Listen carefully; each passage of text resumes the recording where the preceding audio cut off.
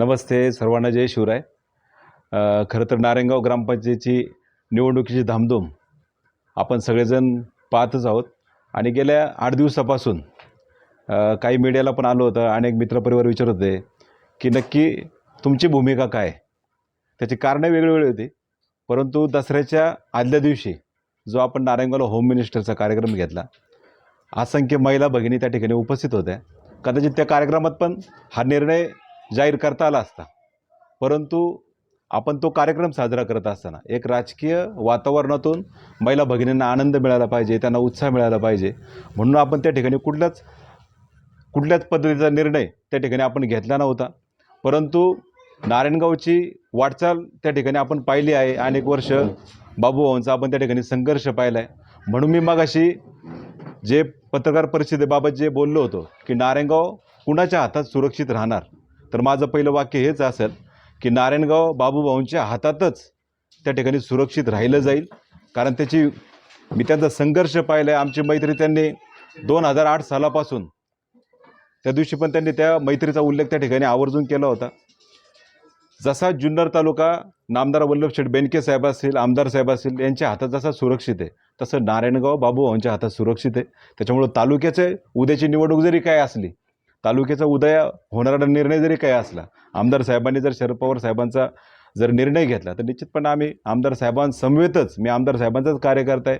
परंतु गावची निवडणूक आहे, गावच्या निवडणुकीत सगळ्यांनी पक्ष बाजूला ठेवून त्या ठिकाणी पॅनल तयार केलेत. दोन्ही जरी पॅनल आपण पाहिले तर कुठल्याच एका पक्षाचं पॅनल आहे असं पण काही नाही. परंतु आदरणीय शरदचंद्रजी पवार साहेब यांच्या विचाराच्या माध्यमातून आपला राष्ट्रवादी पक्ष त्या ठिकाणी पुढं महाविकास आघाडीसोबत जात असताना, ठीक आहे, राजकीय निर्णय पुढं काय होतील. आज उद्धव ठाकरे सेनासोबत आहे, त्या ठिकाणी काँग्रेससोबत आहे, आदरणीय सत्यशील दादा यांच्यासोबत पण चर्चा झाली. परंतु नारायणगावच्या बाबत आम्ही त्या ठिकाणी राजकीय कुठला निर्णय घेण्यापेक्षा आज नारायणगाव पुढं नेत असताना नारायणगाव कोण सुरक्षित ठेवू शकतं, नारायणगावला एकमुखी कोण नेतृत्व असू शकतं, ते म्हणजे आदरणीय बाबू आहे. त्याची कारणं पण अशी की ज्यावेळेस बाबूभाऊंनी आत्तापर्यंत आपण सगळ्यांनी संघर्ष पाहिला आणि आता गेल्या 5 वर्षात जर आपण त्या ठिकाणी जर कामं पाहिली, खरोखर वाखाणण्याजोगी. ज्यावेळेस महाराष्ट्रातून असंख्य शिवभक्त आपल्या शिवजन्मभूमीत येतात, नारायणगावात येतात, तर ते आवर्जून पूर्वेश्वर आपल्या आवर्जून त्या ठिकाणी भेट देण्यासाठी जातात, नतमस्तक होतात. हे काम खरं वाखाणण्याजोगे आहे. ज्यावेळेस आम्ही बाहेर जातो आणि असंख्य शिवभक्त आम्हाला सांगतात की नारायणगावच्या आम्ही पूर्वेश्वर त्या ठिकाणी नतमस्तक झालो आहे, तिथले आम्हाला फोटो दाखवतात, हे खरं तर अभिमानाची बाब आहे. ती कुणी केली, काय केली, त्याच्यापेक्षा आपल्या नारायणगावमध्ये ती साकार झाली. बाबूभाऊंनी त्या ठिकाणी ती पुढाकार घेऊन त्या ठिकाणी वेश उभी राहिली, याचा सगळ्यांनाच अभिमान आहे. मुक्ताई मंगल कार्यालय असेल, त्या ठिकाणी गॅस शो दायनी असेल, कोरोनाच्या काळात त्यांनी काम केले तसं मी पण काम केले आणि जवळून मी पाहिले. मी खरं तर आरोग्य क्षेत्रातला काम करणारा खऱ्या अर्थानं कार्यकर्ता आहे आणि गॅस शिवदायनीच्या माध्यमातून मी पाहिले कोरोनाचे अंत्यसंस्कार करायला कोण माणसं नव्हती. त्यावेळेस सगळे बाबूभाऊंपासून सगळे त्यांची सहकारी मित्र असेल आणि निश्चितपणे ते धावून गेलेत. म्हणजे नारायणगावसाठी जर व्यापारी वर्ग असेल, सगळे समाज बांधव असेल, त्यांना खऱ्या अर्थानं जर पहिली कुठली जर घटना घडली असेल किंवा संकटकाळी जर कोण आठवत असेल, तर म्हणजे खऱ्या अर्थानं बाबूभाऊ आठवतात. आणि नारायणगावला आम्ही खरं तर सगळे राजकीय सगळ्यांनी पक्ष बाजूला ठेवून आज नारायणगावच्या बाबत आम्ही एक मित्र म्हणून आम्ही खऱ्या अर्थानं बरोबर आलो आहे, जवळ आलो आहे. आणि ह्या मैत्रीमध्ये नाही कुठल्या अटी, नाही कुठल्या शर्ती, फक्त एकच की ज्यावेळेस खऱ्या अर्थानं ज्यावेळेस बाबूभाऊंवर त्या ठिकाणी मित्र म्हणून वेळ येईल, त्यावेळेस सूरजसारखा मित्र निश्चितपणे त्यांच्या मागे धावून जाईल. ज्यावेळेस सूरजवर वेळ येईल, निश्चितपणे बाबू माझ्या पाठीमागे खंबीरपणाने उभं राहतील. हेच मी या निमित्तानं सांगतो. आणि आमचा जो आजचा निर्णय होता, खरं तर हा एक मैत्रीपूर्ण निर्णय, याच्यात कुठलाही राजकीय स्वार्थ नाही, कुठला राजकीय रंग नाही. आदरणीय संतोषदादा असेल, या ठिकाणी डॉक्टर शुभदा वावळ असेल, ज्या नारायणगावच्या लोकनियुक्त सरपंच पदासाठी त्या ठिकाणी उमेदवार आहेत. माझी तर खरं तर वहिनींना हीच विनंती असेल की आपलं ग्रामीण रुग्णालय, वहिनी आज ज्या गोष्टीमध्ये स्पेशालिस्ट आहे, डॉक्टर आहेत, त्यांनी निश्चितपणे ग्रामीण रुग्णालयासाठी पण एक दिवस त्या ठिकाणी वेळ द्यावा, हीच मी या ठिकाणी विनंती करेल. कारण ग्रामीण रुग्णालयात उपचार करणारे अत्यंत त्या ठिकाणी सर्वसामान्य कुटुंबातील लोक असेल, गोरगरीब लोक असेल, वहिनीने त्यांचा एक दिवस जर त्या ठिकाणी दिला, तर निश्चितपणे आपल्या नारायणगावतील सर्वसामान्य लोकांना त्याचा निश्चितपणे फायदा होईल. हेच मी या निमित्तानं सांगतो. आणि जास्त न बोलता या ठिकाणी खरं तर बाबूभाऊंना विनंती करतो की आपण या ठिकाणी मार्गदर्शन करावं. तुम्हाला विचारतो, तुम्ही बाबूभाऊंबरोबर जायचा निर्णय कधी घेतला? खरं तर संजीव भाऊ, हा निर्णय गेल्या 8 दिवसापासून आमच्या सगळ्या मित्रपरिवाराशी चर्चा चालू होती. मला आता डायरी आहे का रे आपली डायरी बघ. मी प्रत्येक वार्डात माझ्याकडे आता लिस्ट पण आहे त्याची. जवळजवळ 776 लोकांना मी प्रत्यक्ष जाऊन भेटलो. माझ्याकडे ते वार्डाप्रमाणे लिस्ट पण आहे, कोणाकोणाला भेटलो, काय भेटलो. आणि त्याच्यात 90 ते 95% लोकांनी तेच सांगितलं, जे जवळचे सहकारी त्यांनी तेच सांगितलं की नारायणगावच्या बाबत तुम्ही खरं तर आजपर्यंत जरी तुमचा राजकीय संघर्ष जरी झाला असला, परंतु नारायणगावच्या बाबत तुम्ही एकत्र आलं पाहिजे. उद्या माझ्या माध्यमातून म्हणजे आदरणीय शरदचंद्रजी पवार साहेब असतील, त्या ठिकाणी आमदार साहेब असतील, खासदार साहेब असतील, यांच्या माध्यमातून जरी काही विकास निधी जर आपल्या नारायणगावला प्राप्त जर झाला, भविष्यकाळात जर जी काय मदत होईल निश्चितपणे नारायणगावसाठी ते आणण्याचा आम्ही निश्चितपणे प्रयत्न करू. आणि खरं तर राजकीय घडामोडी आपण पाहतोय महाराष्ट्रात काय काय घडामोडी घडल्यात, निष्ठेची पार विष्ठा झाली. त्याच्यामुळं आता काय हे काय जास्त, पण तरी पण आदरणीय शरदचंद्रजी पवार साहेबांचा पक्ष ह्या जुन्नर तालुक्यात त्या ठिकाणी आपल्याला टिकवण्यासाठी असेल किंवा त्यांचे विचार पुढे घेऊन जाण्यासाठी असेल, सर्व जाती धर्माला पुढे घेऊन जाण्यासाठी असेल, निश्चितपणे आम्ही मनापासूनचे प्रयत्न करतोय. संजीव भाऊ, मी काल पण एका मीटिंगमध्ये तेच सांगितलं, शिवसेनेवर पण 1 वर्षापूर्वी वेळ आली होती आणि मी त्या मीटिंगमध्ये सांगितलं की आदरणीय बाळासाहेब ठाकरे साहेब जर जिवंत असते आणि ही जी परिस्थिती जर उद्भवली असती तर महाराष्ट्रात एक संघर्ष उभा राहिला असता आणि महाराष्ट्रात एक वेगळं वातावरण उभं राहिलं असतं. आदरणीय शरदचंद्रजी पवार साहेब आज 83व्या वर्षात 3 वेळा कॅन्सर झालेला माणूस आज लढा देतोय, संघर्ष देतोय. आमची कार्यकर्त्याची भूमिका आहे त्यांना त्या ठिकाणी साथ देण्याची. प्रामाणिकपणे साहेब जर आज संघर्ष करतात आहे, निश्चितपणे त्यांच्या मागं आपण उभं राहिलं पाहिजे. ही आपल्या कार्यकर्त्याची एक छोटीशी भूमिका आहे. ठीक आहे, राजकीय यापुढचे खरं तर गावची निवडणूक आहे, गावच्या निवडणुकीत खरं तर राजकीय पक्ष कुठं येत नाही, परंतु आम्ही एक मित्र म्हणून 2008 साली बाबूभाऊने त्या दिवशी स्टेजवर आठवण करून दिली होती की 2008 साली नितीनजी बानगोटे पाटील शिवव्याख्याते, आम्ही ज्यावेळेस शिवजयंतीची सुरुवात केली, आम्ही फार संघर्षातून दिवस काढलेत. ज्यावेळेस यांची पहिली निवडणूक मला आजही आठवती. बऱ्याचशा गोष्टी या निमित्ताने पण मी सांगू शकतो.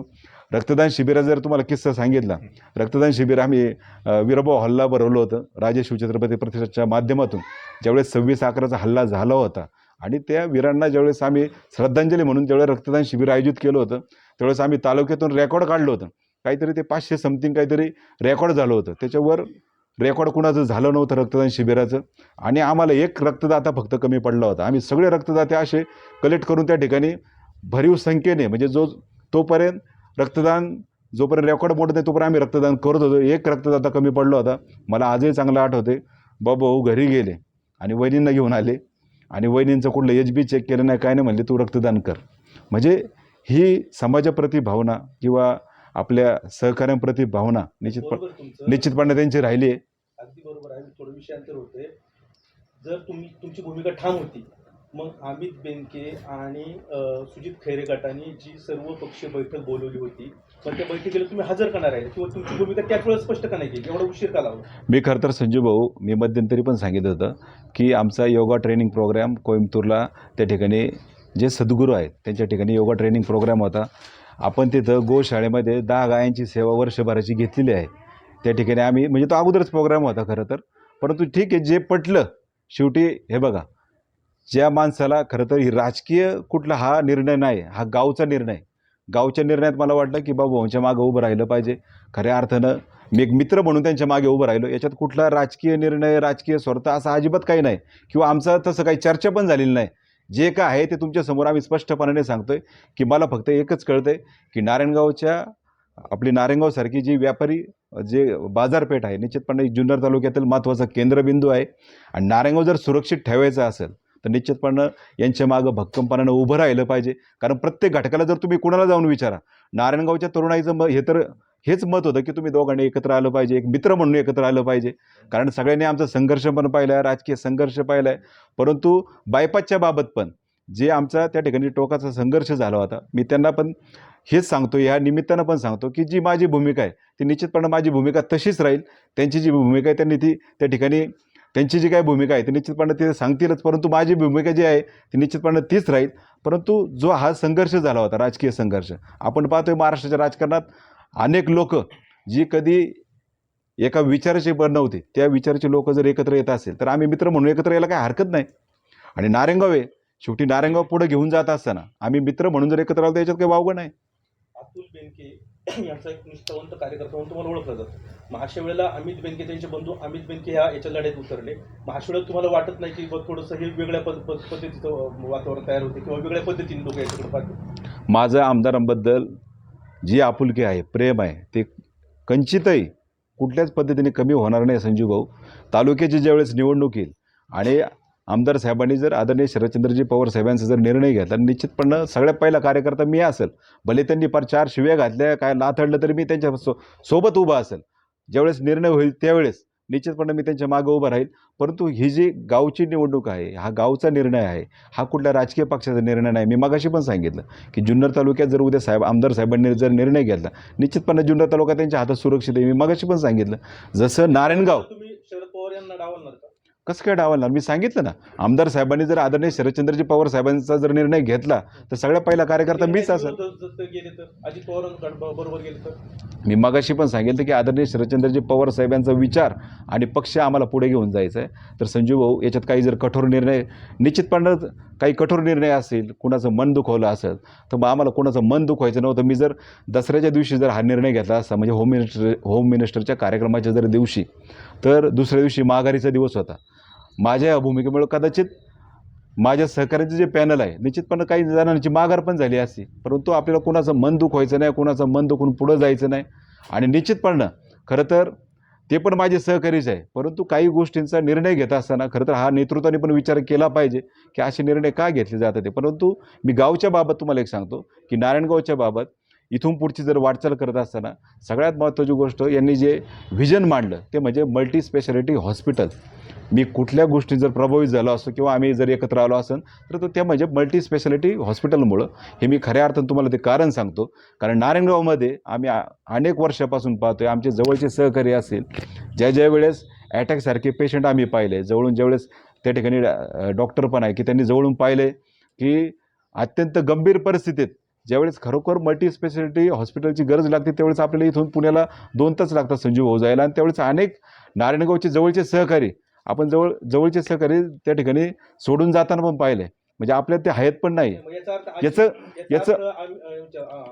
अमित बेनके किंवा सुजित खैरे यांचा जो गट आहे त्यांच्याकडे विजन नाही असं म्हणायचं का? असं अजिबात नाही. मला सांगायचा मुद्दा काय संजू भाऊ, बाबूभाऊंनी जे मल्टी स्पेशालिटी हॉस्पिटलचं जे व्हिजन मांडलं होतं, त्याला एक खारीचा वाटा व्हायनावं किंवा त्याला एक साथ म्हणून निश्चितपणे सूरजवाज निश्चितपणे त्या मागं उभा राहील. आणि आम्ही सगळी जी टीम आहे किंवा सगळे जर मित्रपरिवार आहे, बाबूभाऊंचा असेल, माझा मित्रपरिवार असेल, सगळेच आमचे जे सहकारी असेल, मल्टी स्पेशालिटी हॉस्पिटल नारायणगावमध्ये झालंच पाहिजे.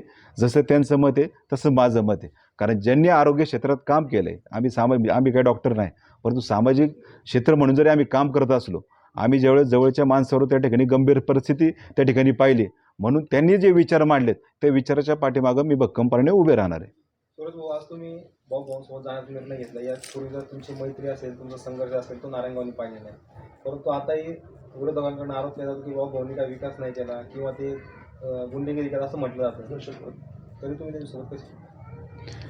मी मागाशी पण तुम्हाला सांगितलं की नारायणगावच्या बाबत 5 वर्षाची झालेलं कामं, मी ठीक आहे, रस्ते असेल, बाकी ड्रेनेज असेल, पाणी असेल, पण याच्यापेक्षा काहीतरी वेगळं म्हणून मी मागाशी विजन असले तुम्हाला एक गोष्ट जी सांगितली की ज्यावेळेस आम्ही महाराष्ट्रात त्या ठिकाणी फिरत असतो, अनेक शिवभक्त भेटतात, त्यावेळेस त्यांनी ते आवर्जून सांगतात की ज्यावेळेस आम्ही शिवनेरीवर येतो तर त्यावेळेस तुमच्या नारायणगावमध्ये सगळ्यात प्रथम येतो आणि आपल्या पूर्वेश्वर जाऊन त्या ठिकाणी छत्रपती शिवाजी महाराजांना ते नतमस्तक होतात. ही अभिमानाची बाब आहे ना की नारायणगावची ओळख स्वर्गीय विठाबाई नारायणगावकर असेल, आपलं ग्रामदैवत आई मुक्ताई असेल, आणि त्याचबरोबर आज पूर्ववेश नारायणगावची जी उभी केली, निश्चितपणे त्यांचा त्या ठिकाणी सिंहाचा वाटा आहे, कोण नाकारू शकत नाही. तुम्ही गॅस शोधायनी बघा, स्मशानभूमी बघा, आणि आत्ता त्या ठिकाणी जाऊन नदीचा परिसर बघा, सुशोभीकरण बघा, निश्चितपणे त्याच्यात पण आपण भर घालू. अजून काय काय करता येईल, मीना नदीसाठी असेल, मीना नदी स्वच्छतेसाठी असेल, आपल्या जे काय करता येईल निश्चितपणे आपण भविष्यात करूच. राज्य पातळीवर ज्या घडामोडी झाल्या त्यावेळेस खोक्याचा वापर, खोके आणि सगळं ओके, तसं आता ह्या गाव पातळीवर पेटीचा तर वापर नाही ना? नाही, हे प्रश्न तुम्ही आता खरं तरी राज्याचे प्रश्न आहे संजू भाऊ. नाही, तुमची जी भूमिका आहे ती अचानक बदलली गेली, त्यामुळे इथं पेट्यांचा वगैरे वापर झालेला नाही ना? संजू भाऊ, मी तुम्हाला हे सांगतो, आम्ही नारायणगावमध्ये आमचा जरी संघर्ष असला ना, आम्ही दोघांनी त्या ठिकाणी प्रामाणिक कार्यकर्ता म्हणून आमची ओळख आहे. तुम्ही समाजामध्ये कुणाला विचारा, 24 तास आम्ही नारायणगावसाठी दिले, नारायणगाव परिसरासाठी दिलेत. प्रत्येकाच्या मदतीला अहोरात्र आम्ही धावून गेलेलो आहे. त्याच्यामुळं आम्ही फक्त, मी मगाशी पण सांगितलं, कुठल्याही राजकीय नाही, राजकीय चर्चा नाही, आमची त्यांनाही विचारा, आमची कुठली चर्चा पण झालेली नाही. जे काय आहे ते मैत्री म्हणून आम्ही एकत्र आलो आहे. मला एकच कळतंय की नारायणगाव आज खरं तर आता मध्यंतरी पण मला काही गोष्टी समजल्या की बिनविरोधसाठी ज्या मिटिंग झाल्या, ज्या रात्रीच्या अंधारात ज्या मिटिंग झाल्या, हे पण त्या मिटिंगला होते. आणि निश्चितपणे जे बिनविरोधसाठी ज्या मिटिंग झाल्या, तर माझं म्हणणं होतं की पॅनलच्या सगळ्याच माणसांना, सगळ्याच उमेदवारांना त्या ठिकाणी बोलून तुम्ही खरं तर उजेडात मिटिंग घ्यायला पाहिजे नव्हत्या. जर अंधारात तुम्ही तुमचे संबंध चांगले ठेवताय तर आमच्यासारखीने काय वाईटपणा घ्यायचा, उद्या मतदारांनी तरी काय वाईटपणा घ्यायचा.